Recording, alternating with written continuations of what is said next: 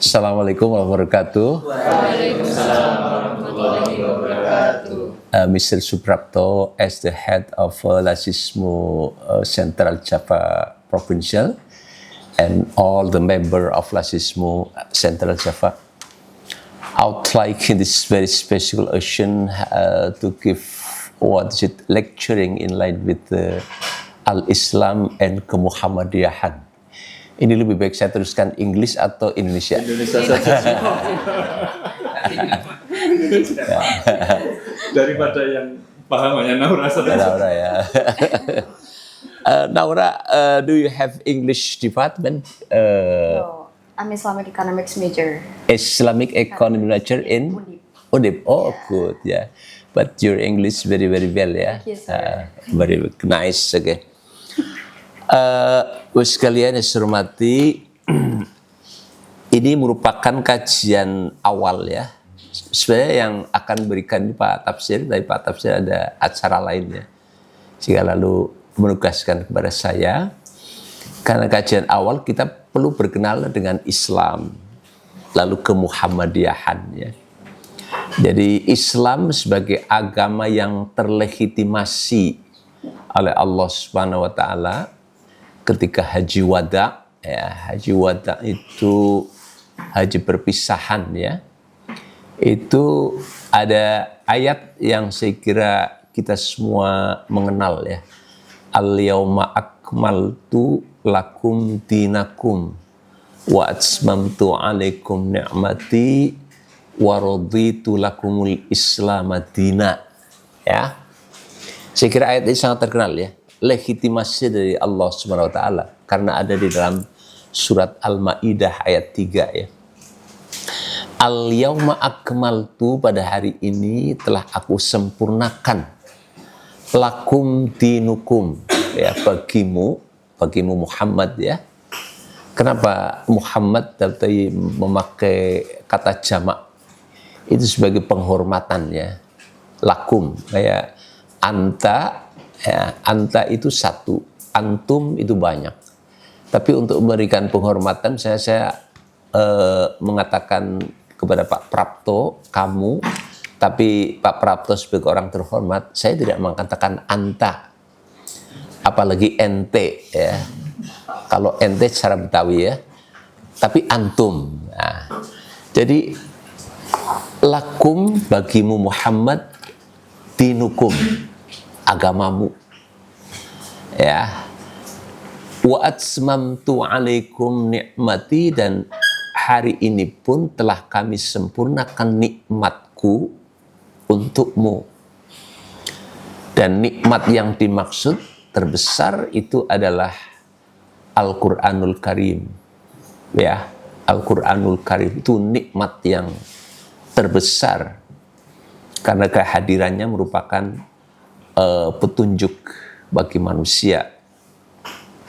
Lalu waraditu lakumul islam madina, dan aku ridho, kata Allah itu.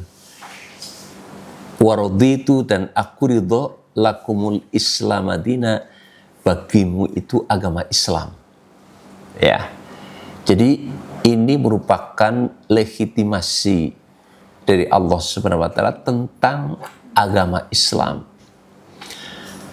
Kalau kita runut sejarah ke belakang, memang sesungguhnya Islam itu tidak hanya diturunkan kepada Nabi Muhammad ya.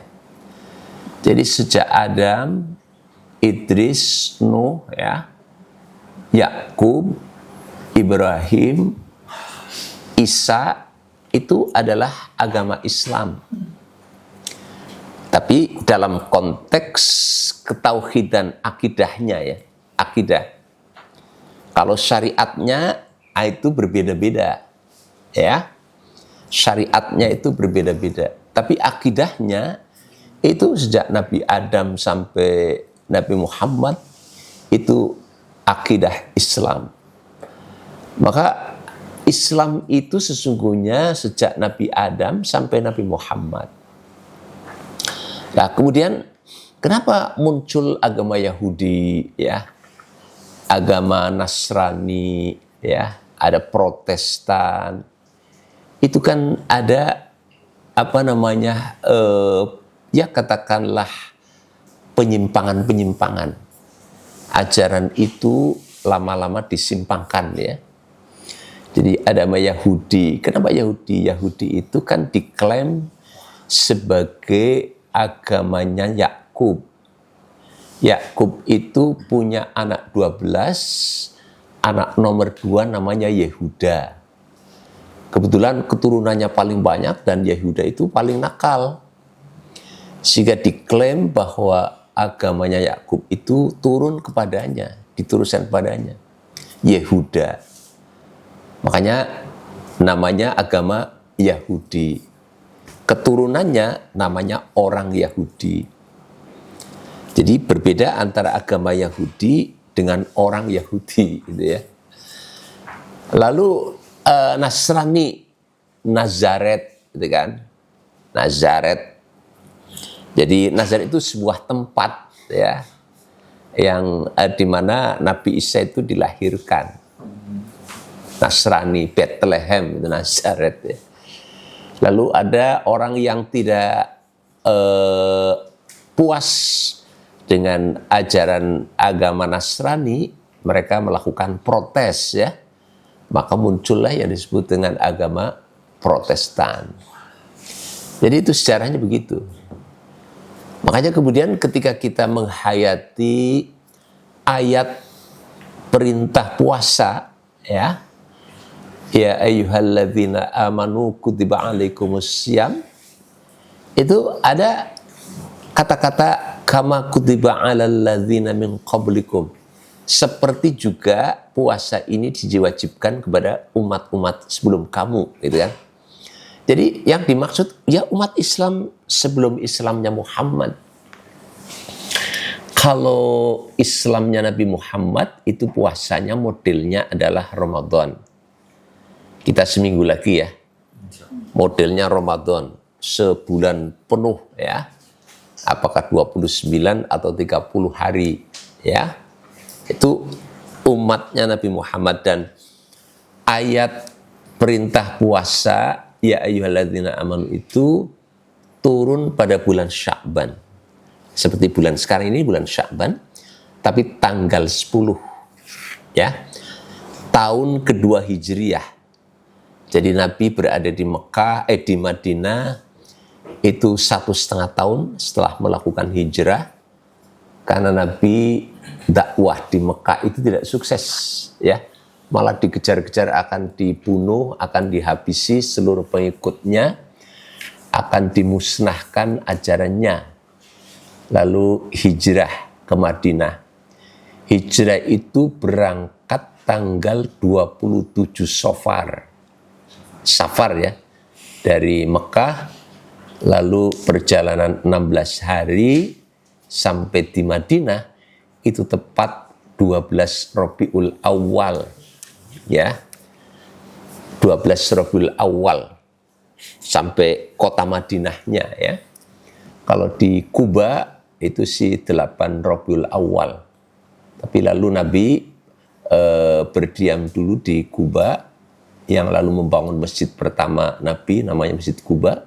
Itu 4 hari di sana sebelum lalu ke kota Madinahnya. Jadi Rabiul Awal, kemudian mengalami Ramadan berikutnya itu baru ya, di Sya'ban itu turun perintah untuk melaksanakan puasa. Maka perintahnya itu ya seperti juga diwajibkan kepada umat sebelum kamu. Tetapi bedanya adalah umat sebelum Nabi Muhammad itu ya puasanya tidak Ramadan. Kalau Yahudi itu puasanya 3 hari setiap bulan di tengah bulan Hijriyah. Itu puasanya orang Yahudi.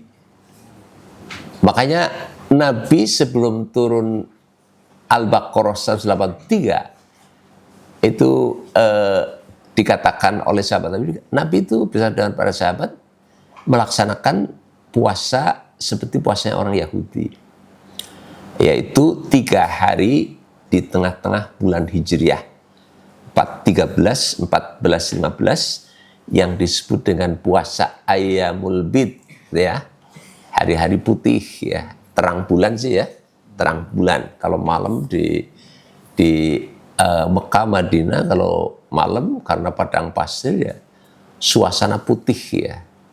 Kalau di Indonesia terang bulan sudah tidak kelihatan ya, karena tertutup oleh gemerlapnya lampu ya dan pohon-pohonan ya. Jadi itu ya.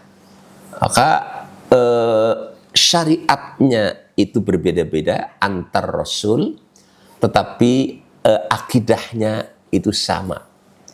Makanya dikatakan sebelum Muhammad juga agama yang diturunkan adalah agama Islam ya. Maka ketika Nabi melaksanakan puasa 3 hari setiap tengah bulan Hijriah, setiap bulan, begitu turun ayat perintah puasa, maka yang fardu itu adalah puasa Ramadan. Lalu puasa Ayyamul Bid bagaimana, ya boleh saja. Lalu itu menjadi sunnah. Jadi Anda semua bisa ya, sunnah juga Ayyamul Bid 13, 14, 15, selain Senin Kemis, selain 10 Muharram dan seterusnya ya. Jadi kalau kita melihat Islam itu bermakna aslama yuslimu islaman, itu berserah diri, tunduk, patuh kepada Allah. Ya, lalu kita katakan sumber Al-Quran dan As-Sunnah, wujud yang akan diarah masyarakat Islam itu adalah rahmatan lil alamin. 3 kunci ini, tunduk, patuh kepada Allah. Mungkin bertanya, kenapa kita harus tunduk dan patuh kepada Allah? Itu karena kita yang butuh, gitu ya. Kalau Allah tidak disembah, artinya kita tidak sholat, tidak puasa, tidak zikir, Allah itu akan tidak berkurang sedikit pun kekuasaannya. Hanya kita yang akan disiksa, kan begitu. 2 bulan yang lalu kebetulan saya bersama para dokter di rumah sakit Unimus dengan direktur itu berkunjung ke kota Nanjing ya. Kota Nanjing itu sebuah kota setelah Guangzhou. Di Guangzhou naik pesawat 1,5 jam sampai Nanjing. Nanjing lalu Tianjin lalu Beijing ya. Itu kan negara komunis, Pak Prabto. Negara yang tidak mengakui Tuhan. Ya orang yang komunis ya yang mitra kita yang di sana ya memang Cina itu ya tidak beragama. Tapi ketika kita datang begitu hormatnya kepada kita ya. Jadi makan juga diajak ke restoran, lalu dia meyakinkan ini halal Pak Mas Rudi. Tapi dalam bahasa Cina ya, ini halal. Saya juga tidak bisa bahasa Cina, ada translatornya. Ini halal, jangan khawatir gitu ya. Jadi begitu hormat kepada kita. Nah, yang menarik yang saya sampaikan itu di Nanjing itu ada masjid. Padahal itu kota komunis. Ya, Masjid Nanjing jamaahnya banyak Pak, dan tidak hanya pendatang ya, tapi juga penduduk setempat. Artinya walaupun di negara komunis, tapi masjid itu boleh dan jamaahnya banyak, tidak dilarang. Lalu saya tanya kepada takmir ya, yang orang Cina itu tidak dilarang. Bahkan wali kota Nanjing itu sering datang, seorang komunis, masih komunis ya, datang. Lalu sering istilahnya bincang-bincang takmir sambil memberikan sumbangan fasilitas ya. Dia mengatakan bahwa memang orang hidup itu intinya itu butuh pegangan yang maha kuasa, yaitu Tuhan. Ya, kalau kita itu Allah Subhanahu wa taala. Jadi butuh pegangan itu, karena orang hidup itu kan, kalau saya mengatakan menghadapi 3 permasalahan dasar. Pertama, penderitaan. Ya. Yang kedua, keterbatasan. Lalu yang ketiga, ketidakberdayaan. Wis toh, walaupun seorang Prabowo, wah tetap menghadapi penderitaan, keterbatasan, dan ketidakberdayaan. Ya, begitu ada bencana ya yang dahsyat ya kemarin, siapa yang berdaya? Tidak ada yang bisa menyetop itu. Lalu kematian, apakah ada yang bisa menghentikan? Ya, Wakil Bupati Klaten, usia 33 tahun, itu kan sedang sehat-sehatnya, Mas. Nama siapa? Benny. Itu harus meninggal. Ya. Jadi meninggal pun ya tidak ada orang bisa mencegah ya, ketidakberdayaan itu. Jadi kita siap-siap dengan kondisi ketika kita lalu hidup dalam kondisi yang parah.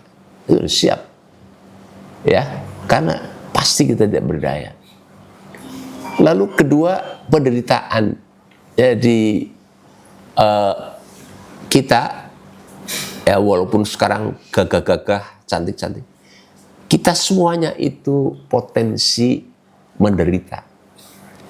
Bisa gagal ginjal, bisa jantung, bisa paru-paru, bisa usus buntu, bisa kanker, aneka macam penyakit itu siap menggerogoti tubuh kita. Ya, maka ya kalau sudah itu berada tubuh kita akan menderita. Ya. Lalu yang ketiga itu keterbatasan.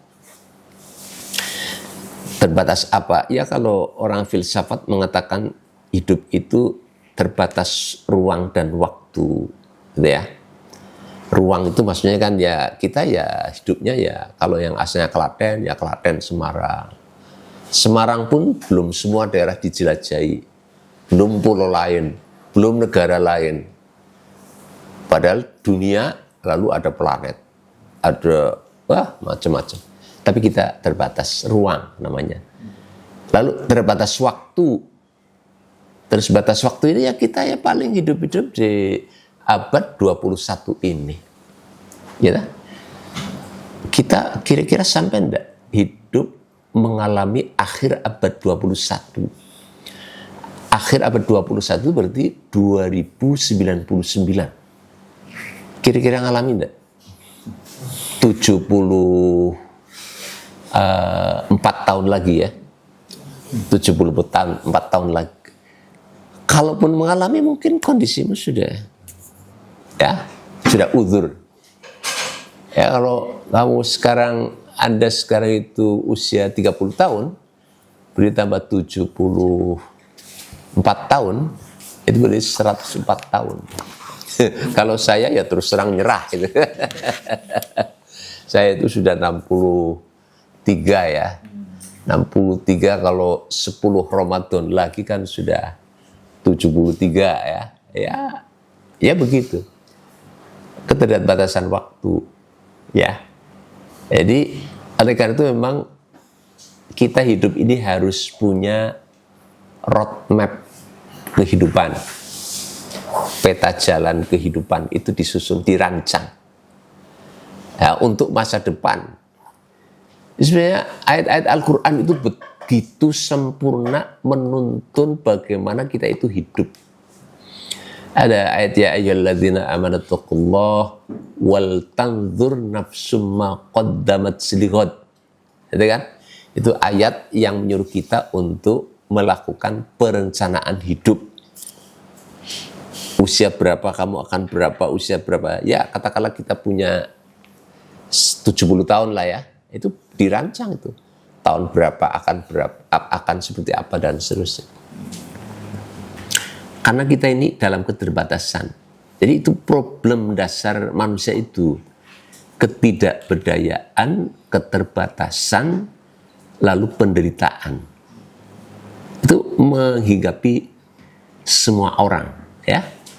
Oleh karena itu memang berserah diri kepada Allah itu sebuah keniscayaan. Ya.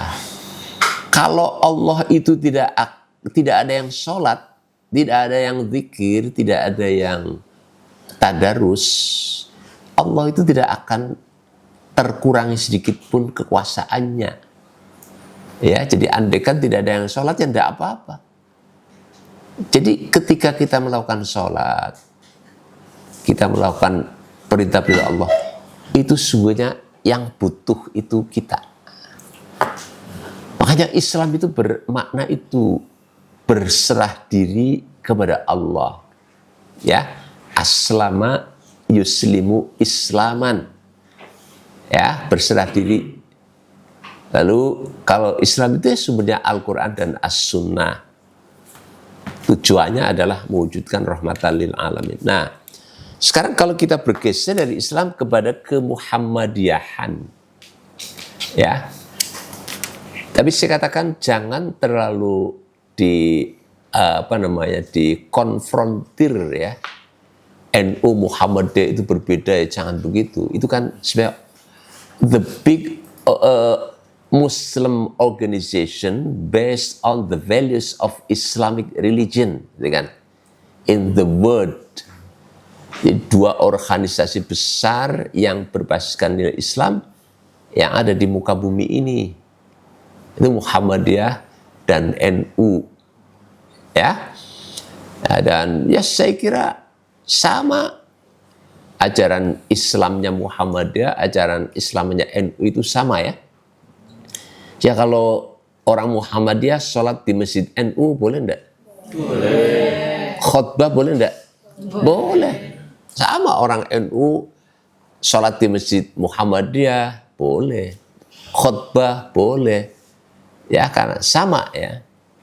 Berbeda dengan misalnya yang Islam jamaah, ya. Itu beda lagi. Karena kalau kita sholat di masjidnya mereka, itu habis itu dipel. Ya.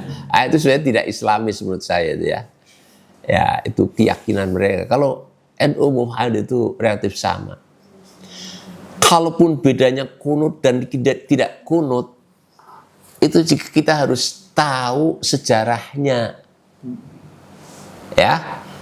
Kan Imam Hanafi, Maliki, Syafi'i, Hambali, 4 imam itu guru murid. Yang paling tua itu adalah Hanafi. Punya murid nanti Maliki.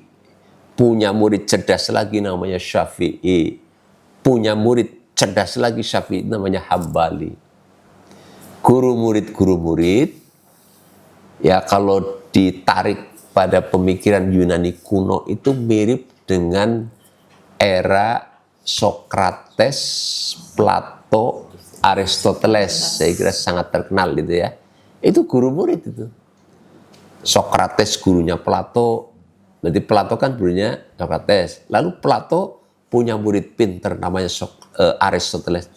Tapi antar guru murid itu terjadi perbedaan pendapat, gitu kan? Dan si guru malah senang kalau muridnya itu punya pendapat yang berbeda dengan dirinya. Karena menunjukkan bahwa murid itu cerdas dan pinter. Maka itu kan sejarahnya itu Hanafi, Maliki, Hambali itu berpendapat karena kunut itu Nabi hanya pada saat terjadi bencana yang disebut kunut nazilah. Di luar bencana itu tidak ada kunut Nabi itu, maka mereka berpendapat tidak sunnah.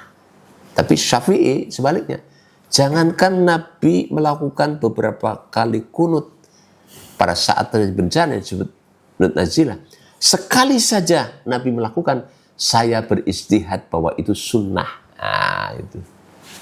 Dan mereka saling menghormati. Ya, saling menghormati. Sehingga Syafi'i kunut. Apakah Syafi'i NU?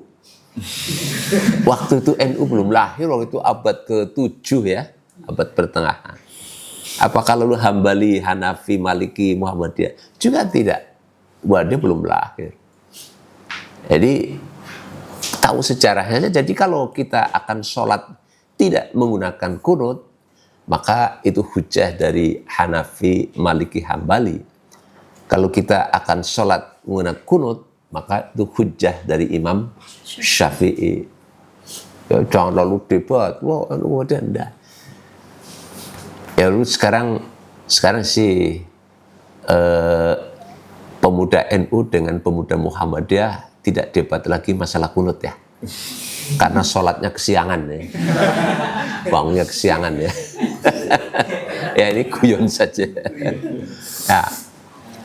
Jadi Muhammadiyah itu memang punya pemikiran bagaimana Islam itu bisa berperan serta dalam memajukan umat Islam. Makanya Muhammad itu mengambil temanya adalah Islam berkemajuan.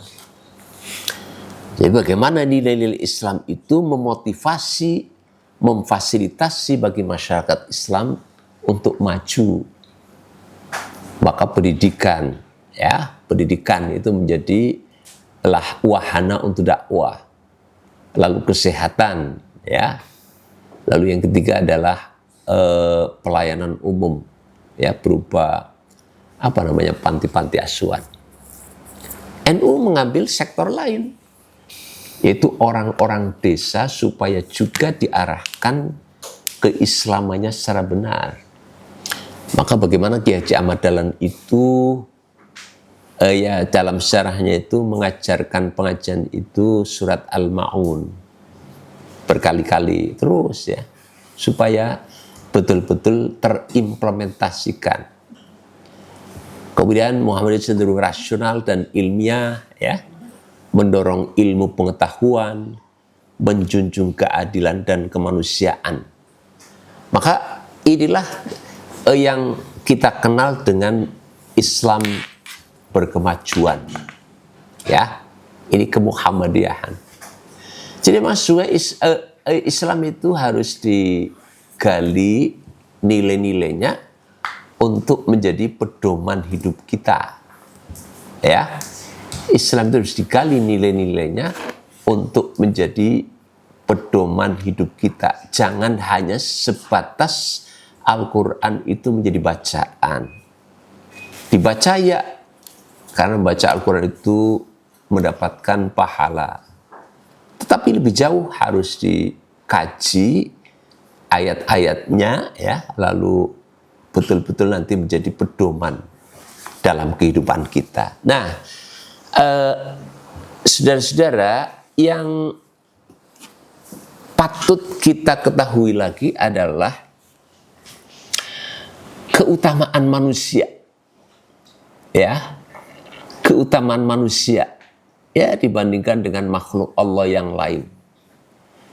Karena manusia itu dibekali oleh akal, hati nurani, kemudian perasaan.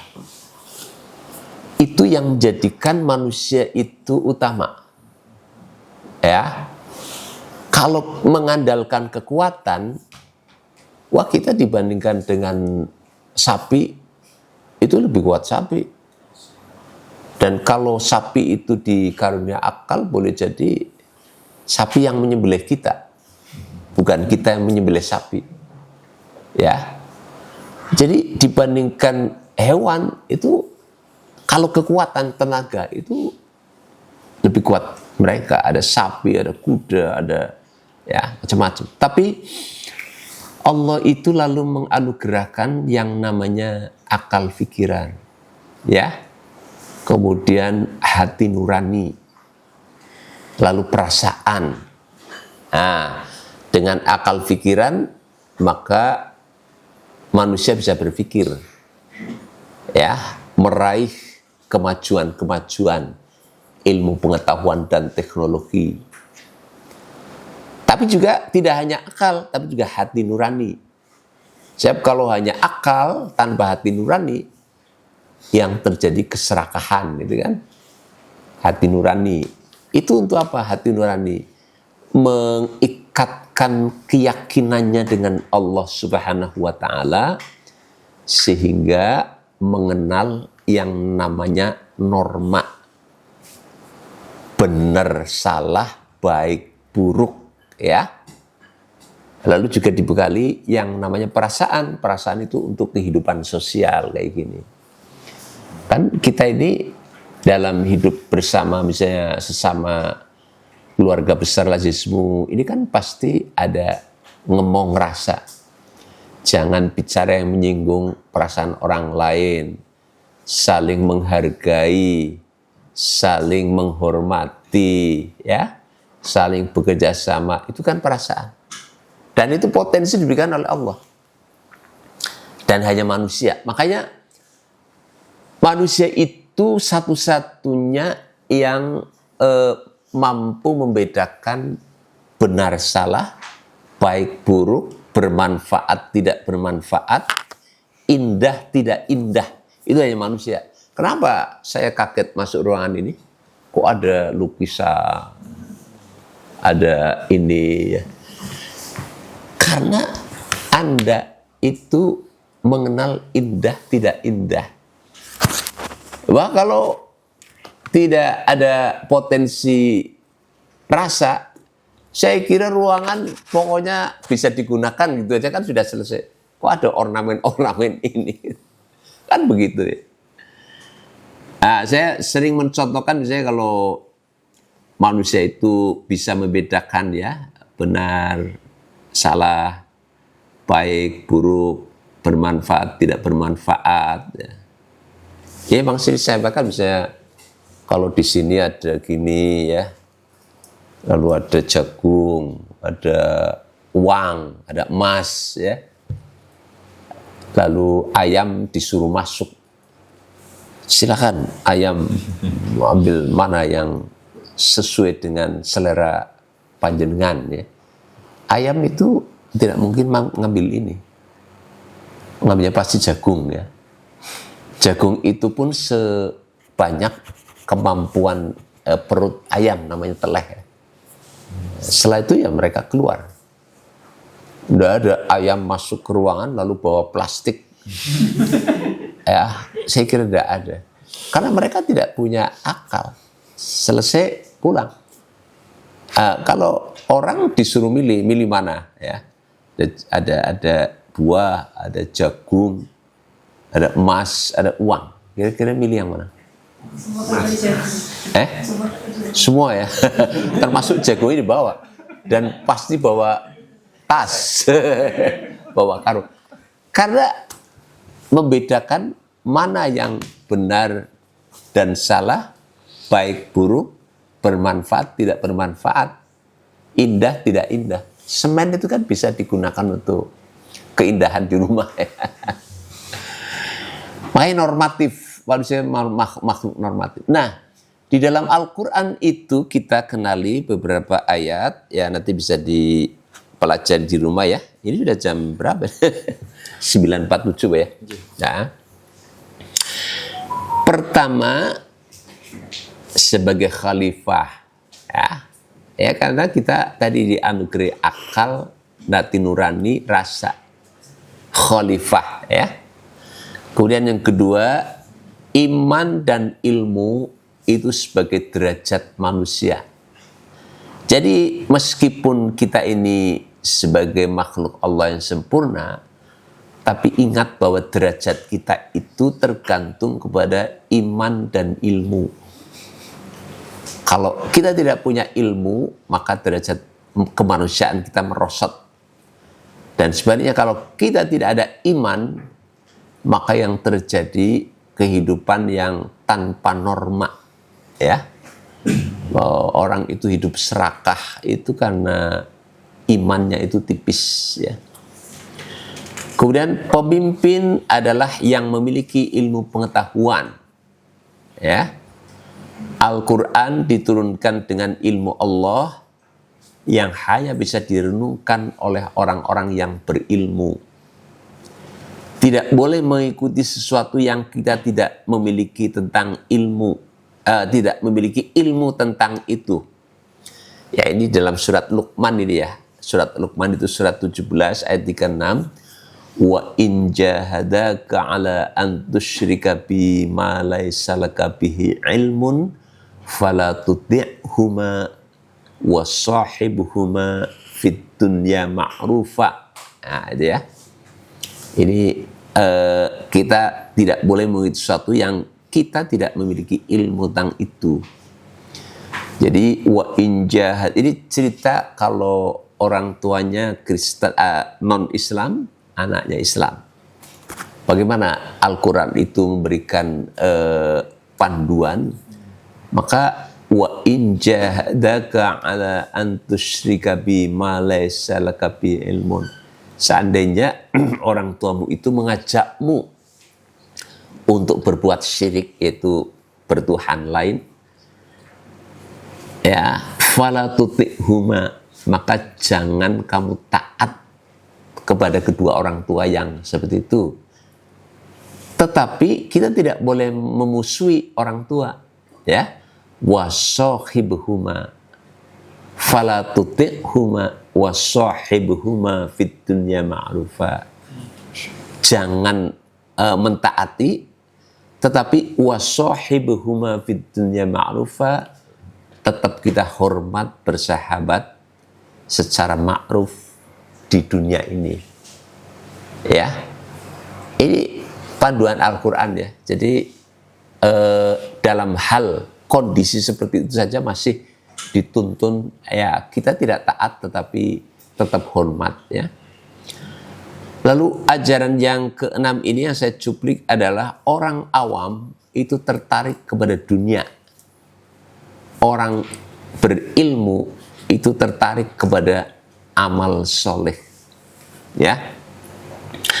Nah, saudara sekalian, nanti coba ayat-ayat ini ditekuni ya, di rumah ya, dicatat. Pertama, manusia sebagai khalifah, dan sebagai khalifah itu bisa terjadi ya karena ilmu.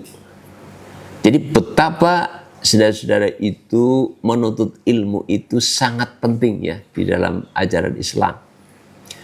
Jadi manusia sebagai khalifah, khalifah itu pemimpin, wakil Tuhan ya di muka bumi. Kemudian yang kedua, iman dan ilmu itu sebagai parameter derajat manusia. Ya. Iman ya. Iman itu harus kuat ya. Jangan punya iman yang lemah ya. Lalu ilmu, karena iman ilmu itu sebagai ukuran derajat manusia. Lalu pemimpin itu adalah yang memiliki ilmu pengetahuan. Kemudian Al-Quran diturunkan dengan ilmu Allah yang hanya bisa direnungkan orang yang berilmu. Jadi Al-Quran itu kan 13 tahun turun di Mekah ya, yang disebut dengan ayat-ayat Makkiyah ya. Lalu 10 tahun itu diturunkan di Madinah yang disebut dengan ayat-ayat Madaniyah. Jadi kalau kita bicara tentang Al-Quran itu memang ayat-ayat Al-Quran itu semua itu mengandung makna yang sangat dalam ya. Oleh karena itu dengan ilmu kita bisa merenungkan ayat-ayat Allah ya.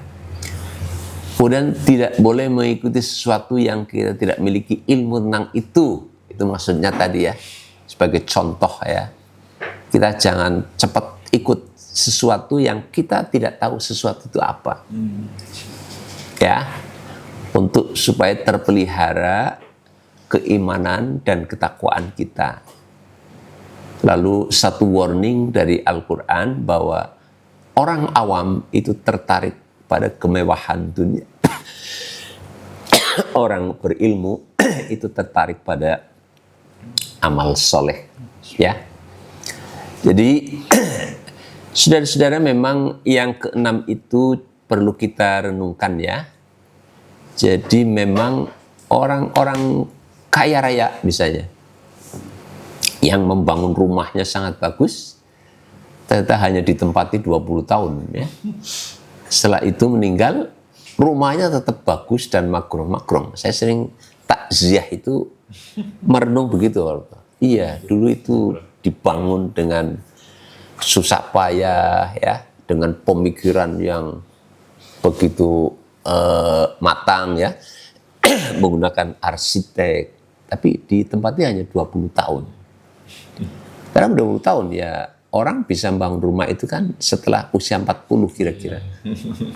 Ya, usia 24 tahun itu lulus kuliah, awal bekerja pasti gajinya kecil ya. Saya dulu yang merasakan kayaknya kecil gitu.